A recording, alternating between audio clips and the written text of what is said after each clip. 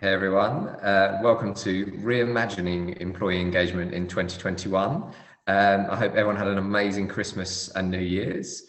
My name is Matt Phelan. I am co-founder and have the best, worst made up job title of all time, which is Head of Global Happiness.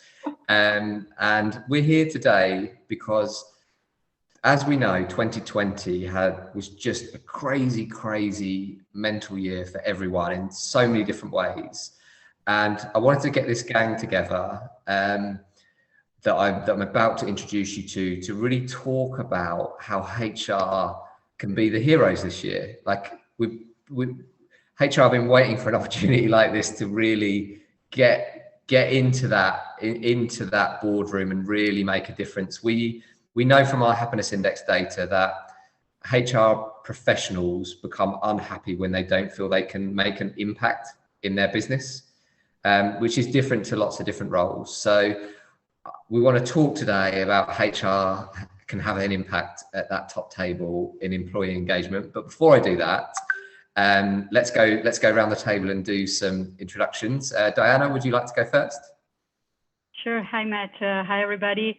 My name is Daiana Vivan. I'm an Employee Experience Solutions Director at Sodexo, and it's very nice to be here with you today. Thank you, Daiana. Lisa? Hi, yes, my name is Lisa Haggar. I'm a HR director for a fielding group and also head of HR for a comms and tech business. Been in HR for nearly 30 years and yeah, thanks for having us. It's a great topic to talk about today. Thanks, Lisa. And Kenlyn? Right, I'm Kenlyn Klamper. Someone once described me as aggressively enthusiastic about HR, and I think it wasn't a compliment, but I'm taking it as one. I think it's a good thing. I am the VP of People and Culture at a tech startup out of Baltimore called Apkodo. I am a culture consultant with Choose People out of Colorado. I'm sure everybody's lawyers would like me to say that I'm here as myself and not representing them because they know that I'm likely to be a little too candid, I think. So, I'm speaking for myself today. Cool. By the way, Kenlyn, a tip: when I get negative feedback, I always print it on a t-shirt, and then I wear that to when I'm presenting. So I love it. I love the fact that you're owning it. It's brilliant. So, guys, it's actually one thing that has kind of been forgotten in the last 12 months because there's been a lot going on.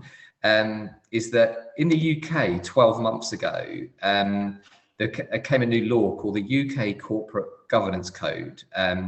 Which is supposed to enhance employee voice in the boardroom. It's been around for 12 months, but lots of people don't know it's been around, point number one. Point number two, it impacts companies above 250 employees. So you're legally binded now to report employee voice in the board report. But importantly, which is different to GDPR, in that if you don't do it, it's not the company that gets in trouble, it's the individual directors. So I'm just going to go to Lisa first as my colleague in the UK here, because we've got a couple of international people, but I would still love a French and US perspective on it. But Lisa, any thoughts on this? It seems to be, I find it interesting that not that many people know about it. Any opinions on that?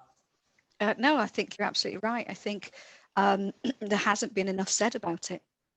And the fact it's about an employee forum just moves the point is, there's so many people who don't know about it or haven't thought it's actually, that they're responsible on a personal level. I don't know, as a company level, it's, again, whereas most of the sort of legislative stuff sits, actually is an individual thing, that's a whole different level. So no, I don't think it's been talked about enough. I don't think it's been, people need to be educated on it and what it is and why it's important and why we have to do it. So yeah, I think it's still very new for a lot of people. But obviously, I mean, Kenlyn talked about the lawyers in her intro, and lawyers are often, they like to say that ignorance isn't a defense. We've got a lot of HR professionals listening. Have we got any advice on how we could get this message into the boardroom on employee voice and how important it is? That number one, you should be doing it anyway, but number two, that you could end up in trouble if you don't. Kenlyn, have you got any thoughts on that? Yeah, I mean, I think it's the same conversation we've been having pretty much our whole lives as HR professionals, right? The data is there to show that when you invest in employee engagement, the business results come. And so having an extra stick to demonstrate that, it will be costly is useful, but I think it's part of a larger conversation about how HR is actually a strategic business partner. We're not here to prioritize the business over the people or vice versa. Together, you support both and they perform better. So it's an additional tool, but I think it's part of a larger conversation that is still ongoing. And Daiana, just to bring you in, and because I know you work across different countries, but many of you are based in France, and France, from an employment law perspective, can be quite tricky to navigate. Have you got any advice for HR professionals that are trying to get to navigate these rules and make sure that the company take them on board? Matt, just to agree with you on maybe not a lot of people heard about the UK law. I have homework to do. I'm one of those people. This is the first time I'm hearing about it. So I think that all countries have its own specificities in terms of laws, and some are way more complicated than others. I would say get yourself surrounded with people that can fully advise you. As HR specialists, we cannot possibly know every single thing. Of course, we have people dedicated to laws and understanding those details in each country, but get yourself surrounded with partners that could inform your decisions and understand how to move you forward, because this is, I would say, the best way of understanding the scope around you. Lisa, thanks, Daiana. Lisa, I think I always see you as like the unofficial head of HR, the HR voice in the UK. No pressure, Lisa, no pressure. Yeah, none at all. And Lisa does so much work speaking with other HR professionals and amplifying their voice, especially where she feels that it isn't being listened to. Do you feel like, what do you feel, Lisa? I'm actually not asking you, I'm asking the people that you speak to for you to bring their opinions forward. Mm-hmm. What sort of lessons do you think people that you're speaking to are learning from 2020? Is there any core themes that are coming out? There's a couple of really key points. One, obviously, we've gone through a very, very difficult year. And from the HR side, a lot of people I speak to have had their own personal difficulties, and as HR, we've almost been expected to carry the weight of the emotional roller coaster that we've all been on. So a lot of it has laid on HR's shoulders. So not only have we had to help navigate the business go through a difficult period, and we've literally had to go in 48 hours and become a fully serviced digital business, we've had to adapt. I'm not going to use the word pivot, it makes my teeth itch. But so we've had to really, really think about things quickly and change very, very quickly. And a lot of that in terms of the people aspect has laid on HR, but you've also got to remember that HR are people too. And so many people have asked an awful lot of their HR department without stopping to say, how are you doing?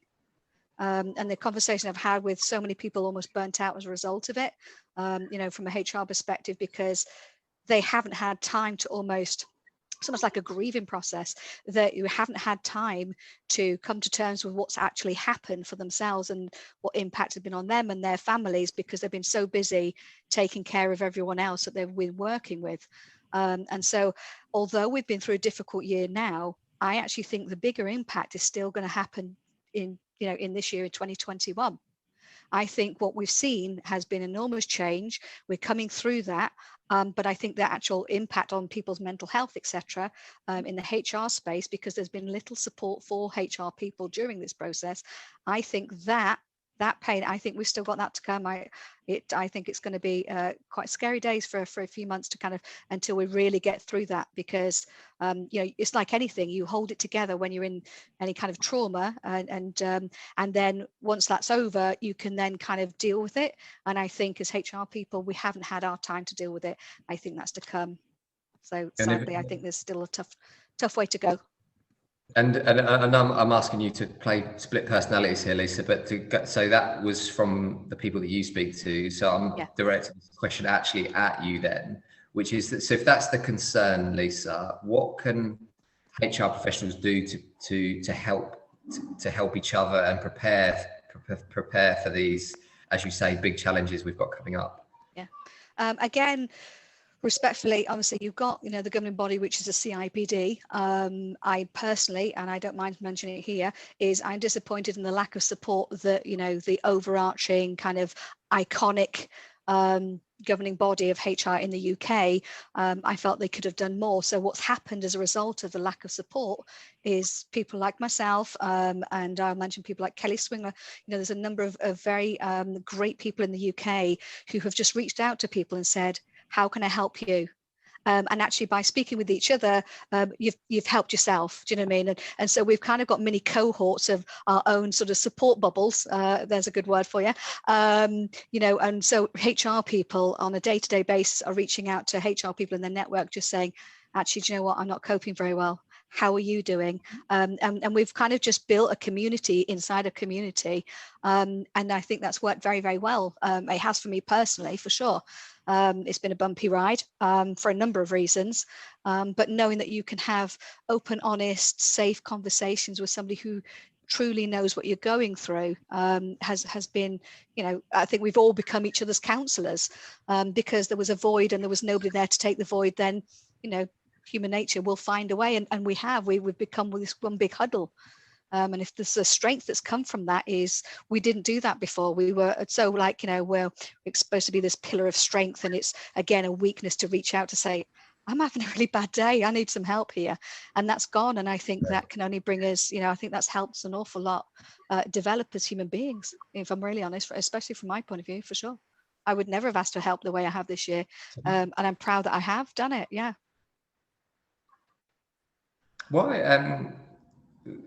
Why, just one really quick question on this. Why do you feel like you haven't asked for help before, Lisa, but you have this year? Again, it's that kind of pride thing where you're expected just to kind of get on with it. And it's like any environment, especially, I'm going to throw the female card in here, sorry, just be a little bit more controversy in here. You expect, if you turn around and say you're struggling as a female, then it's classed as weak. And so you try to hold everything together and be that strong person. And so again, it's normally you just crack on and do what you need to do. You'll get support, but not like it is at the moment. And I think this whole journey has told us that it's okay to not be okay, and it's okay to reach out to complete and utter strangers and actually have a different point of view. And the richness that's brought from that is the amount of learning that we've had, not just emotionally, but we've learned so much this year from each other, different ways of working, different ways of behaving, how you're perceived, how you thought you were, lots of these things. And so, like I say, so I think it's been great, but it wouldn't be what I'd normally do. Normally we just, be super independent and just try to carry everything yourself because that's what you've always done. Yeah, it sounds like a major growth year for a lot of people, Lisa. Daiana, obviously, probably on the call, you probably got the most global workforce. Have you seen that the level of support that Lisa's talking about for HR professionals? Is it different in different countries? What have you seen? Look, first of all, I couldn't agree more with Lisa. I feel the same way. This was a very intense year. I'm not sure if we can say that it was more intense for HR. I don't think it's fair with the other teams that struggled this year as well.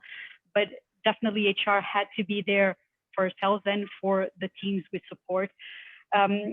What I observed and what we observe in Sodexo is that we are a large organization and we cover so many different businesses, and the way we were affected depended quite a lot in the way our clients were affected. So to give you two examples, we have a lot of business in what we call sports and leisure, so stadiums, shows, all the entertainment area that pretty much closed in 2020.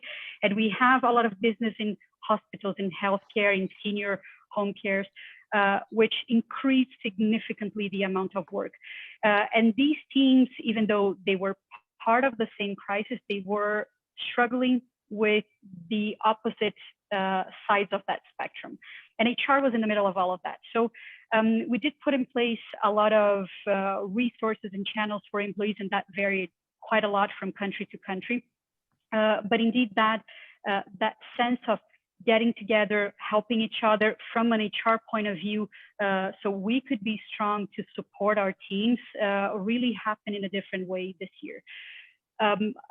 When Lisa said we never asked for help as we did this year, I could see myself in there as well, because during the year, sometimes you didn't even know the pressure, you didn't even notice the pressure building on you.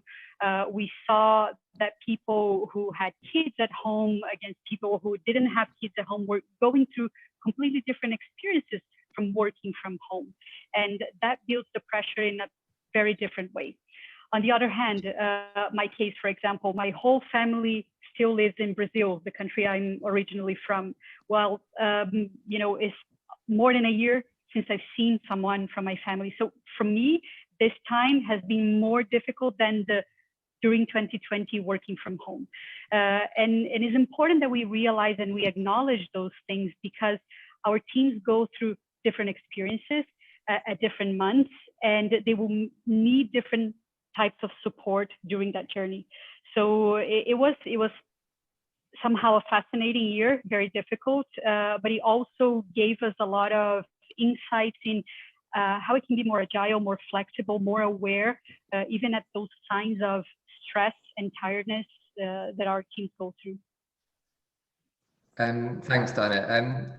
Kenlyn, obviously you joked at the beginning that you've been called like aggressively enthusiastic in the past. How has the year impacted your enthusiasm? How have you managed to keep your energy up? Like even on the call, I can feel positive energy just from you. Like have you found that a struggle to maintain? Like how have you found it?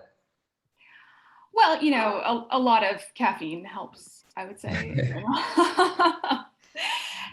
You know, I think that we're really lucky in HR that we have passion for what we do. I mean, you don't go into HR for the money, right? You don't go into it because you love compliance law. You go into it because you can make a difference and you feel like you're making a difference for people around you. And so that helps in some respects to just know that whatever I'm doing today, it matters in a really big way. So that has been helpful. One of the things that I have taken away from the pandemic in, you know, trying to think about it less as something to get through and more as something like what we're getting from the pandemic. So it's not what we're getting through, but it's what we're getting from. And one of those things is a sense of humor and perspective that I think is really important. Like I take myself way too seriously on a regular basis. I know this, you know, and that's okay. But we need that humor and that perspective to keep ourselves balanced. And we know, I mean, psychologists will talk about the effect of dopamine on the system when you laugh and how it, you know, makes your heart healthier to be in a place where you're laughing, and bad bosses theoretically can kill you by increasing your stress level so much.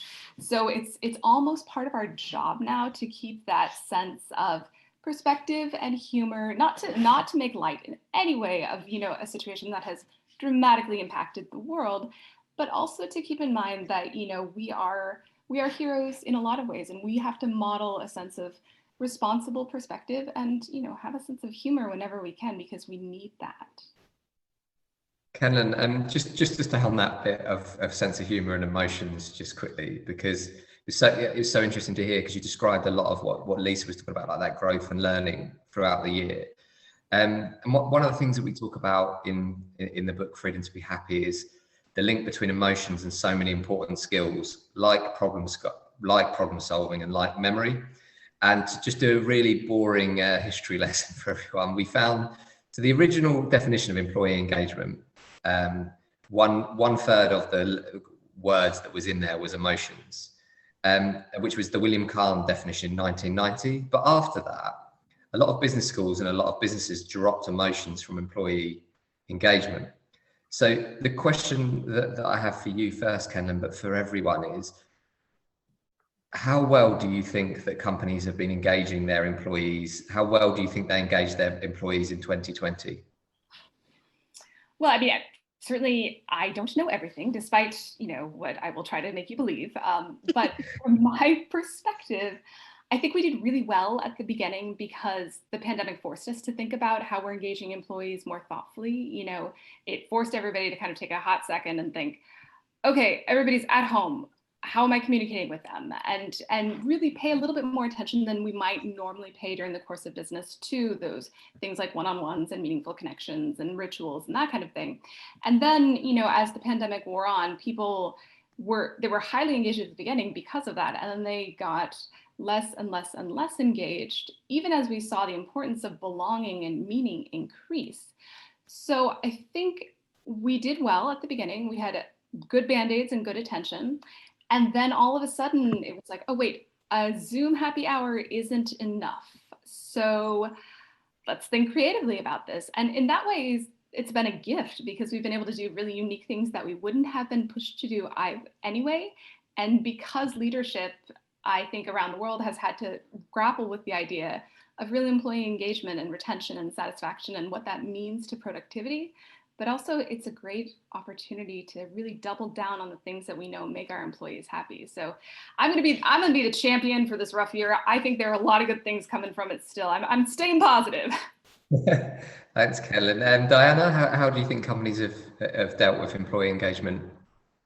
Well, I agree with Kenlyn. I think on our case, it was more or less the same thing. On top of everything, at some point during the year, I think people were just tired of the intense year. The feeling I have is that we give a lot of energy for that sprint, and then after, when it's time to rest, the crisis was still there. So we could feel the heaviness on people.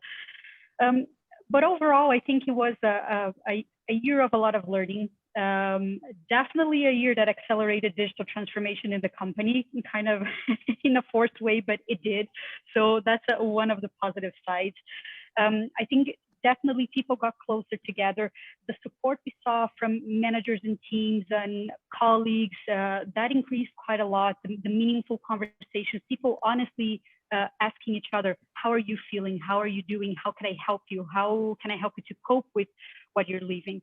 And also after that initial shock of, especially for people that started to work from home, after that initial shock of, oh my God, what I'm going to do at home, we found our routines, and a lot of people discovered different ways of dealing with their day-to-day, with the way they eat, with the way they sleep, the way they just put an end to their day and put their laptop away and go enjoy their days.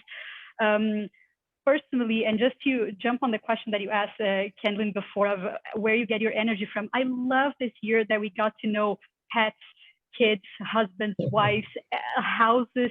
You see your colleagues in a different way, and that was absolutely wonderful, because this varies from country to country. But in France, for example, the difference from personal life and working life is very, very clear. You keep those things separated, and we managed to see people in a different light.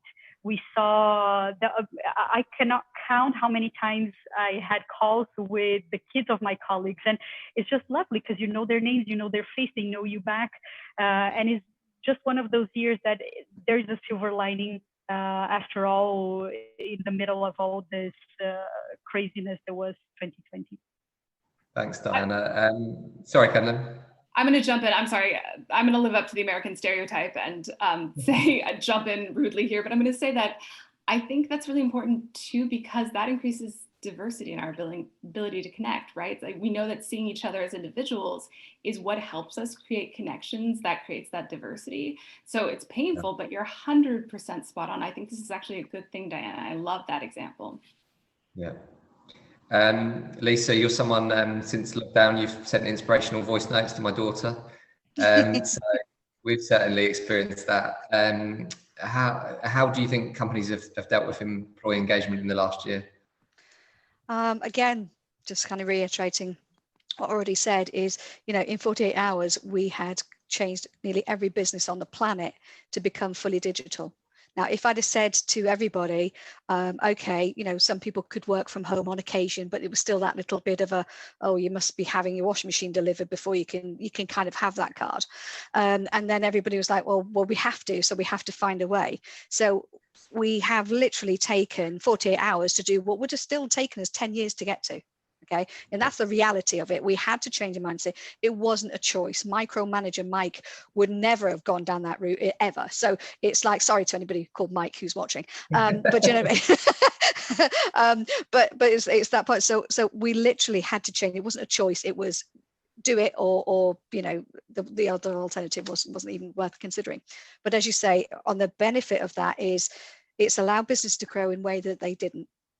We can reach so many more people now. So even for anybody who had previously been remotely managing their teams, the connection, like I say, the personal side of who they are, what they're about, getting the chance to meet their family. Your daughter's so adorably cute. Mind you, so's your son, bless him. But you know what I mean? So again, you get to see people and that connection, that emotionality through that. I think you build real relationships from that. On a personal note, I have to say, hat off to anybody who's been managing children under the age of 5 while working at home. I do not know how you have done it, but my hat off to you, because I've had people sort of like on a call and then I've just got to change a nappy and they're talking to me like that's crazy, but we've all done it. So there's been an awful lot of strength from that. But the one thing I would change is, as I am super positive, one thing I would change is a quiz.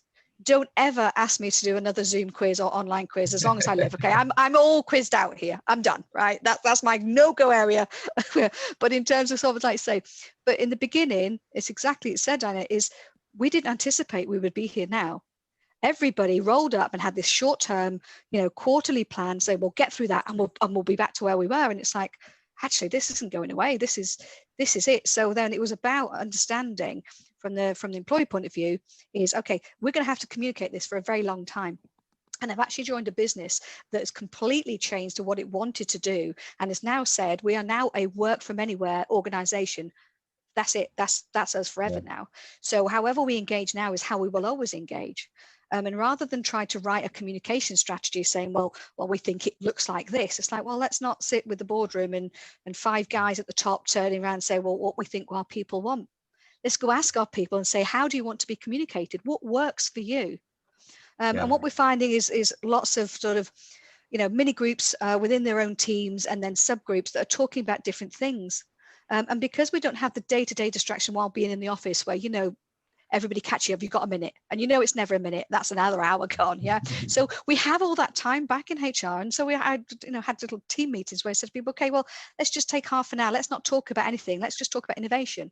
Let's find the time now to talk about the things that we've never got around to talking about, because we can plan it, because we can schedule it, because we have to think about it, so there's lots of different things like that. So the better communication and actually, kind of stepping outside of the day-to-day job and getting people more involved in this is what we need to do, come up with a solution rather than sitting in a meeting where they go through a 2-hour presentation, you're losing the will to live and everybody comes out and they haven't listened. It's different now. So when you have this presentation, you go, okay, well, I need to show you a couple of slides, but it's not death by PowerPoint. And we've got technology where I don't know if anybody else on here has used it, Mentimeter, which is an interactive tool on. So when you're talking about stuff and you've got people online, they can interact in real time and get some fun interaction. It's actually made PowerPoint a little bit more interesting because it's something we've always used the last 20 years and we're all bored of it now. But so technology has allowed us to find new ways to communicate. Rather than, again, email, let's have a conversation. And I'm pretty sure old school where I'd happily pick up the phone and have a conversation with somebody. You put it in context, you can hear what the people saying and all of those lovely things. You can't do that via email. And it stopped us from using email and being keyboard warriors so much. So I think there's been a lot of change. I think it's been great. And I think, again, as in terms of answering the question, your engagement, I think we just, again, go back to people, say, how much do you want? Is this working for you? So we can try lots of different things out, but then we have to check back in and go, does that work? Does it give you what you need? Do you feel involved? Do you feel engaged? Is this annoying you? Is this the opposite to what you want? Because we've all spoken to people, haven't we? With and say, we do this. But people want that. No. Yeah. Well, why are we doing it? And again, so it's about, so again, we've made certain assumptions, but it's about asking people, what is it they need? What is it they want? Yeah. And then trial and error a little bit, where you go, yeah, we tried that and that was awful. Yeah, let's not do that again. So we're still learning stuff that works and doesn't work. And then it's just about owning it, going, yeah, okay, well, we won't do that again. And that's fine. But yeah, so I think it's a very, very exciting space. And I think people have to make a conscious effort to do it more. Although I do appreciate people get Zoom fatigue and things like that, whereas it didn't before. But that's a different topic. But there's also a big element of trust this year that increased, because especially for teams that started to work remotely, we all know managers who micromanage and want to have their teams at their site to make sure that everybody is coming in at 9, going out at, that sort of thing. And when you're not at site, you have really to trust your teams, and you have to develop that trust, and you have to develop that vision, and you have to align with those teams in a much clearer way than before, maybe. So I guess that's also one of the good things that we had the opportunity to develop, maybe in such a forced way. But anyways, we had the opportunity to develop that trust, because teams are working in all places, and also for especially in the Sodexo case, for frontline teams that were really in the forefront of the crisis, in the forefront of the pandemic, working in hospitals, working in clinics. That brings such a sense of importance in what you're doing, that in some ways it affects engagement, because you're seeing why you're there, how's the impact you bring to the company, what is the value you bring to the patients you're serving, the families you're touching. So it's really really interesting, because from that crisis, of course, we can always find some good opportunities to make it more efficient. Thanks, Daiana. And I just want to move forward to 2021 now, but and I feel a moral obligation to talk about the negative stuff when it comes to happiness as well. So November 2020 was the lowest happiness employment scores across the globe that we've ever seen in the happiness index data. I'm going to extrapolate some data, which I always tell people, never extrapolate data, because that's a bad thing to do. But if you do extrapolate our data, you're looking at between 2 and 3 billion, which is a billion difference here. So again, you shouldn't even do that. You shouldn't just say between 2 and 3, but let's say 2.5 billion unhappy employees in the world right now. And I know Lisa experiences this, because I do as well, which is, if you produce a lot of content, people come to you with their stories. And what I'm finding is that, like, we're going back to the 1990 definition of emotions in employee engagement, there's loads of companies that are ignoring their employees' emotions. And instead of these employees going to their managers, they're coming to people like me and Lisa. I get complete strangers, as Lisa does, writing me messages this long, and I'm happy to answer it, and I do, and I feel privileged to get those messages, and since I've written Freedom to Be Happy, I'm getting even more. But what worries me, that's my children screaming, by the way.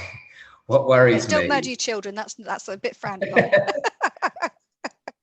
What worries me is that these people, because everything that I read in there, I think you should be able to speak to someone in your team about this. And I will never stop people coming to me, but I feel like, why can't these people share these emotions at work? Because they're all valid things. These are not crazy things that people are saying to us. So I'll probably go to you first, Lisa, on this, because I know that you get these same types of messages, which is, how do we get emotions into employee engagement? Because I know from my day job, there are still HR people that resist it, that don't believe that emotions should. Yeah, that's, do you know what? That's the most disappointing thing out of everything. Now I'm going to say something that is going to annoy 50% of the people that watch this. However, I'm not one for not calling it out where I see it. Unfortunately, like any sector, though, generally, like any sector, there are people who should be in the job and there are people who shouldn't be. Okay, and I say with conviction, and I agree, I won't be getting many presents in the post this month, is 50% of the people that shouldn't be working in HR. They should be nowhere near human beings, animals, or fish. They are just the opposite of what it is. Sorry, Kate, you're dropping a T there. But do you know what I mean? It's because the compassionate side of what we do, it's not about, tea and unicorns.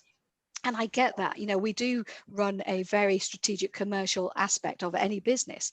However, the whole point of being in HR is we are the human side. We are the business's conscience.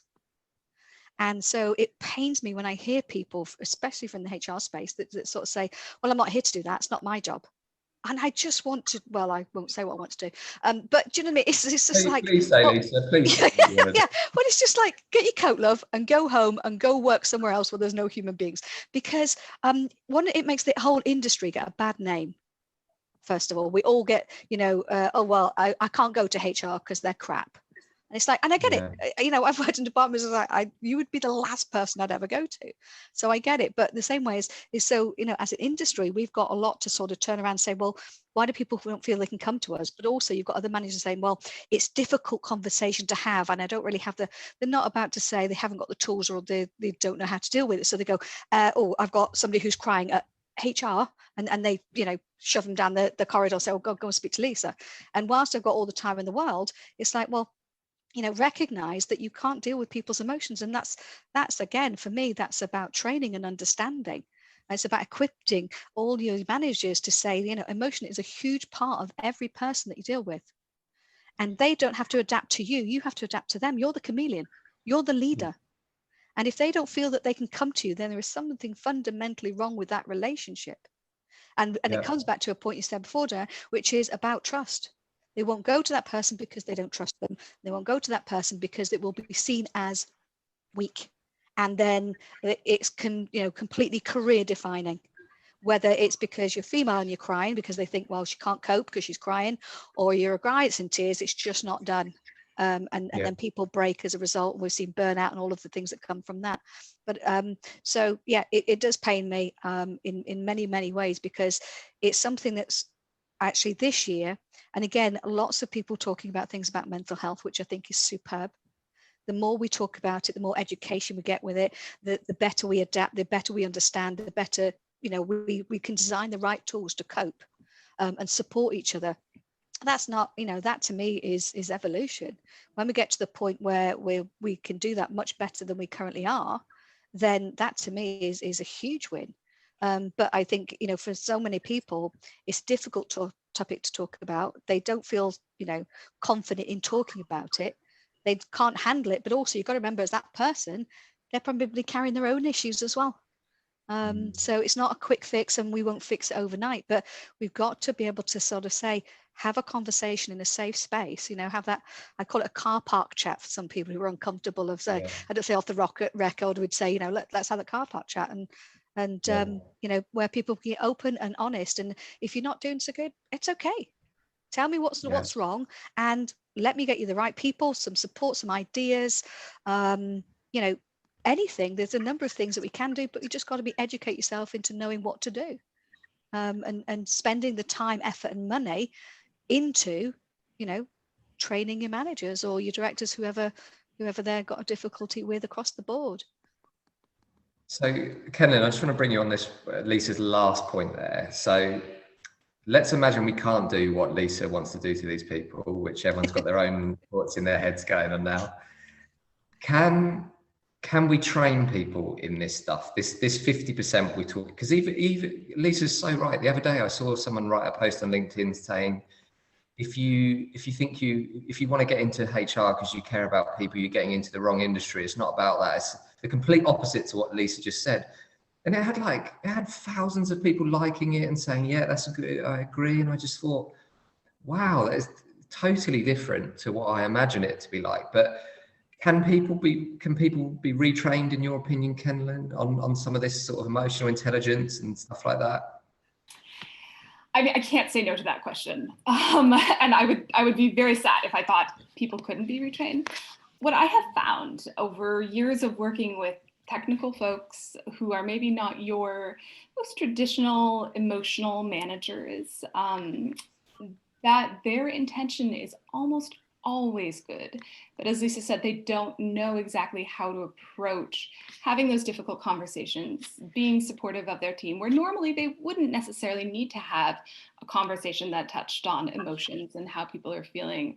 Their team might feel perfectly supported from their kind of usual one-on-one chatter, but now it's something that's critical. And so it's an area where it's scary for managers if you're not supporting them and if you're not walking them through that and if you're not demonstrating it. I think that also plays into the issue of psychological safety. You know, we talk about how important that is for diversity and innovation and all those kind of business goals. But at the end of the day, you have to feel safe at work to be able to, you know, do any sort of meaningful work. And so part of that is, do our managers feel safe? Do they have the tools to ask the questions and have a conversation that they feel is constructive? You know, and we can train them on that. It's interesting. I think it was Microsoft, their workplace analytics did some interesting research showing that the people who have the most one-on-one time with their managers in the pandemic actually were seeing the least amount of burnout, even though they were working longer and harder. So it's that kind of interpersonal connection that was really meaningful for them. I think we absolutely can train them. And the other thing I'll say here before I, you know, get off my little soapbox here is that it's really important for us to model this in terms of, we don't get it right. You know, we're spot on, Lisa, that we're not getting everything right. We're trying things. Some of them are an absolute dumpster fire. 100% didn't work. I get it. But when we talk about that, when we admit the failure and say, hey, tried that, didn't work. Here's why it didn't work. And here's what I'm trying now. People see that it's okay. They don't have to be perfect all the time. Like HR just, you know, had a little cluster over here and they're still okay. They're still here. So the more we model that like responsible failing and getting up again, I think the better our managers are able to kind of give it a try as well. Thanks, Kenlyn. And Daiana, just one question I want to ask for you, which is, sometimes when people are in big organizations, they blame it on that. They say, well, we're a big organization. We can't move that quickly. We're not as agile. We're not a tech startup. We're not Google. Sodexo, 17th biggest employer in the world, like the way that you guys have used like some of our stuff in neuroscience and happiness, you've dived straight into it. Did you have to make like a big internal case for people to buy into neuroscience, or did the culture just embrace it? Like for other companies out there, can you talk us through how you've got people on that journey to using like the latest science in your employee engagement? Yeah, I think there's a combination of factors. No change is so fast or so easy. I think in our case, especially when we bring these elements of happiness and neuroscience and really talking about emotions, it started a good couple of years ago. You start planting the seeds and you start developing, you start talking to some people. I think it also, we surfed the wave of transformations that were happening in the company. And I guess it's always important to be aware of those windows of opportunities in which your leadership is more open to listen and buy into those things when you have changes. So it's important to keep that in mind and keep your research always ready, because you never know when you're going to have the opportunity to start a chat with someone. Sometimes it happens in the coffee, sometimes it happens in a formal meeting. But I think that the seeds started to be planted a couple of years ago. When we talk about, especially engagement, Sodexo has been doing this for almost 2 decades already. And it was time, and that's one of the windows of opportunities in which our old model has reached its limits. And we were ready to go further. And of course, we had the whole, it was actually before the pandemic. So it was probably good timing. We even used the moment of the pandemic to accelerate, because the way we have been framing the transformation, the change, the importance of mental health, happiness, and all of that was to support the business through. It was not a number, a KPI just for the sake of a KPI. It was to help the business through. And I think this is the fundamental role of HR. We are not there just because. We are there to support the business, to support our people, to do the best, to make the best of their roles, of their deliveries, to really push the organization forward. And I think in our case, it seems quite fast, but that's when we look at things really happening. But the seeds were planted and were being developed for quite some time. So. Yeah, thanks, Daiana. I think it's nice to hear that these things take time as well, because we live in a world where we want everything yesterday. And Lisa, Matt, just to add on that, I think that there's also something important, and this is one of the things we've been advocating quite intensively in the companies, that things don't need to be perfect. Perfect probably does not exist.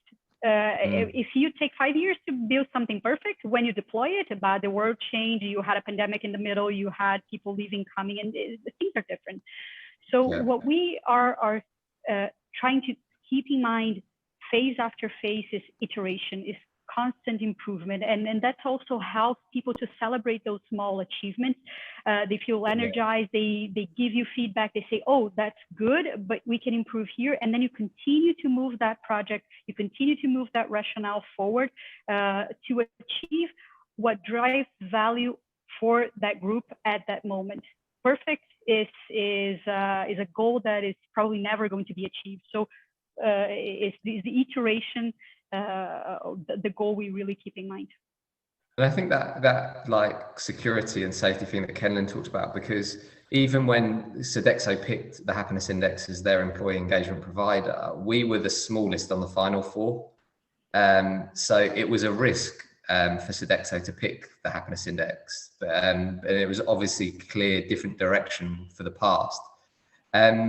So I just want to go to Lisa on your car park point, because what I hear from that story is that we talk so far about employee engagement, where it was, what employee engagement could be looking like, but what I take from that story from you, which I want to ask everyone, is around reconnecting engagement and happiness. Because sometimes people think like it's happiness versus engagement, whereas we always use the analogy that engagement is like the sat nav in the car and the happiness is the fuel. I need an electric version of that that's more green. So if someone comes up with that analogy, let me know. But for me, that's what you're doing, Lisa, when you have that car park moment. You're speaking to the person directly as an individual about their happiness and also their engagement. Have you got any tips, Lisa, on how you combine happiness and engagement so they don't have to compete? See, to me, it's one and the same. And that might sound quite naive to some people, but for me it is, they're not mutually exclusive. They can't possibly be, because they're both driven by emotion. Just something, actually, I want to ask you a question, Matt, because when you talked about the definition of engagement and you've identified that the word emotion has been taken out of it, why do you think that is? Because, you know, at the end of the day, we employ people, okay? Human beings. We're not robots yet. You know, it will come at some generation, but we're not there yet. So it's not something that we can ignore. It's not something that's going to go away. It's always been there. And as we, you know, emotionally intelligent evolve, as do our people, then, you know, it you know, carries on. But in terms of actually taking out the word emotion through something that genuinely is around emotion, it's just really, really basic stuff here in terms of it. You know, you've got happy people who are engaged, okay, but they're engaged because they're happy. So like I say, you can't have one, it's a bit of chicken and egg, can't have one without the other. But at the end of the day, what's the point? You know, why are we all here? It's like, well, engaged people are happy people. Happy people are productive. They work smarter, they work harder, not because you've asked them to, but because that's where they feel aligned and they naturally have that engagement with the business. So you add all that together, what you get is a healthy bottom line of people who go to work who love what they do. And I can't remember that old saying, if you love what you do, you'll never work a day in your life. And I, you know, again, naively, I want everybody to be as passionate about their role as I do. I bloody love my job. I love what I do, and I always will do it. I won't do anything else. And I want that for everybody. So whilst that sounds a bit, you know, over ambitious to say, well, not everybody's going to be as ridiculously happy as you, Lisa. It's like, no, but that's my mantra every day is go mad. go mad every day. And that MAD stands for make a difference. So come back to your point kind of about that's my role within there. And so if I can instill somebody's happiness, if I can give them time so that they've got time to be happy, to become engaged, to be where I am, is kind of get where I am. That's a privilege to be able to be as part of their journey. And I see that very much within my role in HR and as any leader in the business. It's our responsibility to help people be happy, because we want them engaged, and we understand why the benefit, the business benefits, the financial gains of engaged people. Because let's face it, let's look at the opposite of that. How much does it cost businesses with absence, poor engagement, people who just don't turn up, the impact on their clients?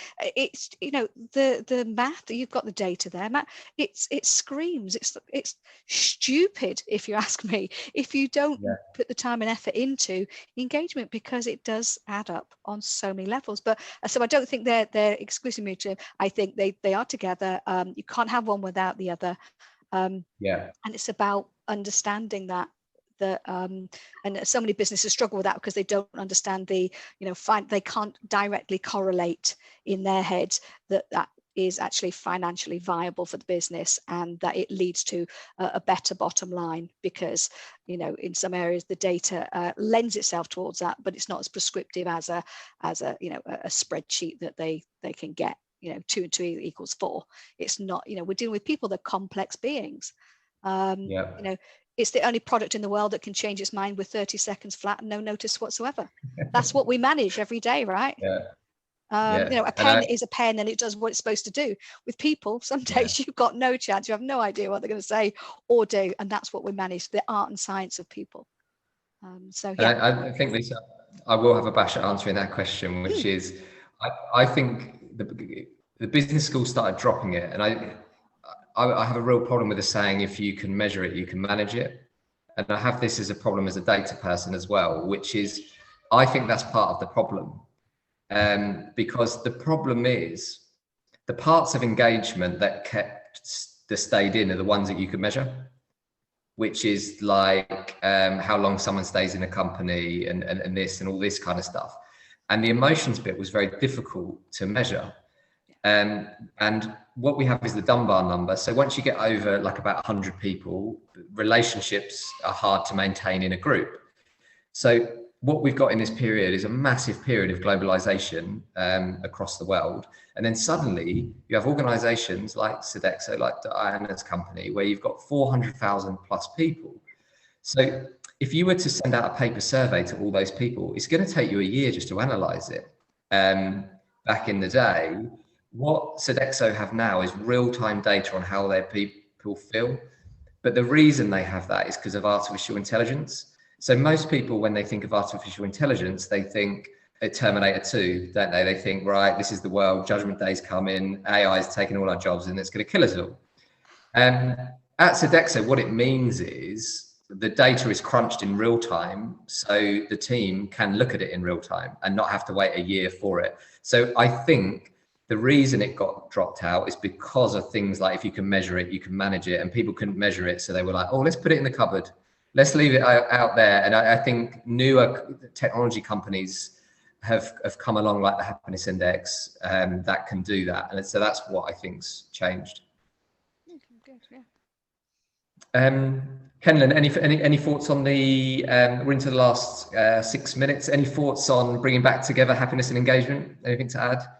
Well, I mean, it's tough to follow those kinds of acts, but let me say that I do think in the US, it's slightly different. The word emotion doesn't get the same kind of hostility, I think, that it might in other countries. And especially happiness is not a bad thing. It's talked about a lot. It is kind of interchangeable with engagement and satisfaction. I agree, Lisa. To me, they're kind of all the same. They all come from the same virtuous cycle of providing meaningful work, and that gives you energy, and you do better work because of that, and so on and so forth.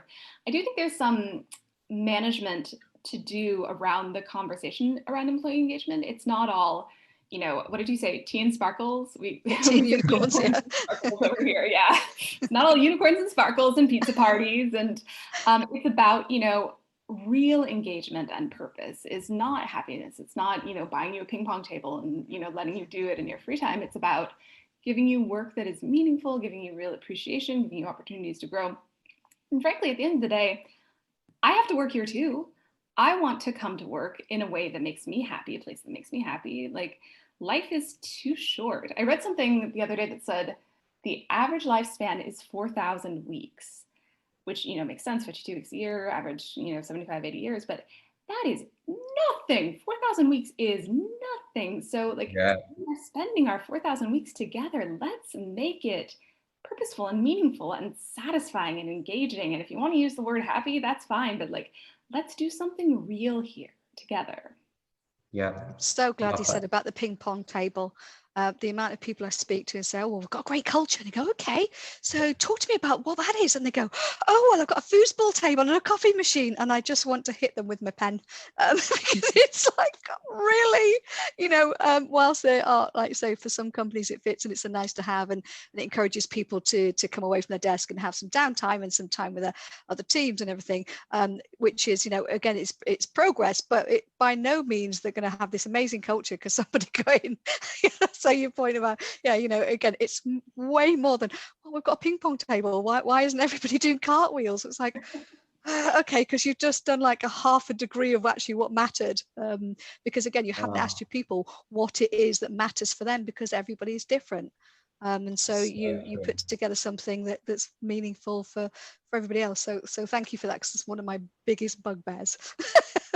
Lisa, you just reminded me, because I work in technology, and then people, I suppose it's like if someone's a plumber, then some people go and ask them about electrics, even though they won't know anything about it. But someone once asked us if we could connect their beer fridge to their timesheets so that the beer was locked until the timesheets were submitted. And I was like, why does that not surprise me? I think you've just totally misunderstood what the happiness index do, but it was quite funny. Well, like I say, it's a good example of what was going to make that person happy. I'm not saying it's doable or feasible, but for that purpose, that's what was going to make them happy. Yeah. Yeah, I don't want to taint all FDs with this brush, but it was a financial director that asked me that question. Daiana, any thoughts on the connecting happiness and engagement in 2021? Yeah, I think I agree with Lisa and Kenlyn on this one. I think happiness is somehow part of engagement. Is impossible not to dissociate it. When I think of myself, for example, would I be engaged with any company if I wasn't happy? I don't know. It's difficult to say yes to a statement like that, and maybe even what makes me happy is different from time to time. If you have kids, if you don't, if you are, depending on the situation of your family, depending on the city you live. And I think we just have to, as companies, remove the taboo of talking about happiness. Maybe that's not a subject that yet people feel absolutely comfortable to talk about in front of a large audience. But that's why the time between manager and employee are so important. That's why it's not even a choice. We need to keep training and upskilling managers to hold those conversations, to talk about these things with their teams, because any experience we have with a company is filtered in the first level by our managers. And if we feel that the person who is there with us care about us, that listens to us, it changes everything. And then engagement is almost like a consequence of the experience you have with that company through the manager you have. So is one of the things that in Sodexo we started to talk a lot more. We hope to develop this a lot more in the future. And it may be one of those things that come with time. I don't know, 50 years ago, maybe would we be talking about happiness at work? Probably not. Very happy that we are in a moment in time in which we can see that people can enjoy their jobs, not only for the money, but for the relationships they have, for the growth they have.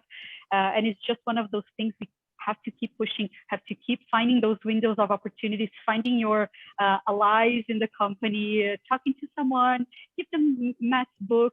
Maybe they will learn a little bit more about that. And, I guess the transformation will come little by little, phase after phase. but it's definitely a road that we cannot go back. Thanks, Daiana. So we're into the last 2 minutes. I'm going to give you all 30 seconds. One thing that we always get feedback from our HR professionals that follow the Happiness Index is they love actions. They love to come away with some actions. So I'm going to start with Kenlyn. I'm saying your name first, Kenlyn, so you can process it. But what in 30 seconds, Kenlyn, what's your one bit of advice that you would give for a HR professional that wants their organization to take employee engagement seriously this year?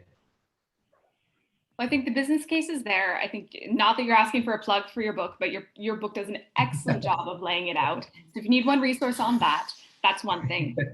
We have to model it as well. So you can't be the person who says burnout is bad and then working, 80 hours a week and at everybody's beck and call. You have to model it yourself. And I would say if you're going to do one thing, spend 20 minutes thinking about your purpose, your organization's purpose and mission, what makes them different than every other company, why you come to work in the morning, and see how you can start embedding that in your culture. Just, put it up on the wall, start talking about it, core values, all these things, because that has been the single most impactful thing I've ever done, bar none. Start with the purpose, root in that, because then people can connect to something bigger and it starts a virtuous cycle of growth. Love that, Kenlyn. Thank you. Lisa, over to you, 30 seconds. So there's a couple of things. When we're talking about engagement, I think we spend too much time listening to defend rather than listening to hear. And I think listening skills go hand in hand with communication. Again, companies think that they're good at communicating and actually they're not. So they're two key areas for me that would, need to be taken to the next level. And again, be open to having conversations and stop, take away the stigma of fear, because that's really why we don't do it. And again, taking just from my American counterparts, I respect immensely where you talk about your far more open to things, having discussions and stuff, because again, unfortunately, British, we're a little bit standoffish, aren't we? We're a little bit prudish when it comes to that. So we're not as open as engaging in conversations. We're not used to putting ourselves out there in the same way and make ourselves vulnerable and talking about the adversity in the same way. So we have to genuinely, culturally, we do have a bit of catching up to do there. So, but I respect that there is difference, and I do actually take that as a learning that we can learn from our counterparts around the world about how they communicate differently, be more open, and the successes that brings, and again brings us all together much more in terms of diversity as well. So I think we can learn from each other. But you might be called aggressively enthusiastic. Just be warned. I've been called worse. I feel like we need to make some. I feel like we need to make some T-shirts for all of us with that written on the front. Maybe that's going to be our next event when we regroup. Daiana, 30 seconds. For me, is start with your people. Don't put all your HR team in a dark room, decide everything and cascade down. Nobody better than your people know what could help, what makes them engaged. Listen to them, talk to them. As Lisa said, don't defend, just listen, incorporate, reflect, take some time, but really talk to your people. That's the key for everything we do in human resources. And don't talk only to senior leadership. Their experience is probably very, very different from people that are in the field. So talk to everybody, listen to multiple points of view from your employees, and it will be good. Wow, guys, I'm going to try and sum up what you three just said here. And the key words I wrote down were purpose, defend, and don't put HR in the dark room, which I think if you're looking for an actionable plan, that's amazing, isn't it? It's because it's going out about listening, trying to find your purpose, but remember it. I just love that thing, not listening to defend, but ultimately you can't just do it on your own as a HR team. You can't do it in a dark room, and you've got to get out and speak to your people. So I just want to finish, Daiana, Lisa, and Kenlyn, by saying I've had so much fun, and I've learned so much. And like as we have learned that you learn more if it's emotional. So you've all spoke with so much passion, enthusiasm, and comedy as we've gone as well, which Kenlyn pointed out is also really important and acceptable in business. So I just wanted to say thank you and good luck to all our listeners in 2021. Thank you. Thank you, everyone. Thank you, Matt. Thank you.